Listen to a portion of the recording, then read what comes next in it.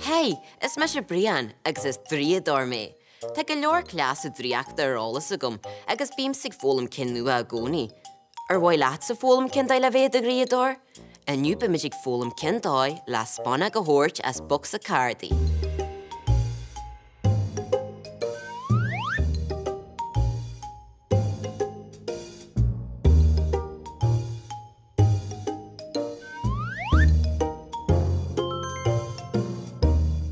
Seán na rudaí a draíocht. Bosca Cártaí. Siosar. Spúnóg.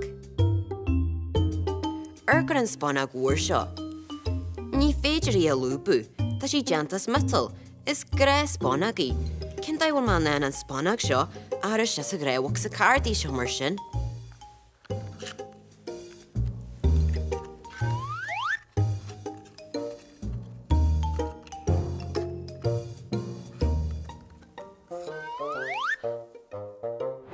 Well, tá sé tharbh simplí.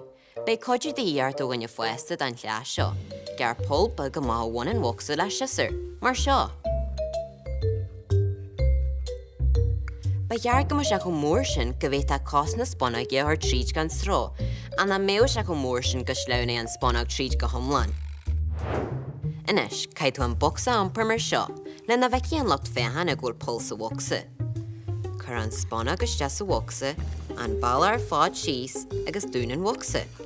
Can ní smaachtar an Spúnóg le do leabhain seo, agus nar a bheith iontas ar an locht féhanna, tóg an Spúnóg go maithas an bhoxa arís. Mar seo. Agus sin é, inis beidún an clás draíochta ionta seo inú dad cáirte. Sin é wimsta an leniu, go dtín headúir eile, can ní art ag clásí art.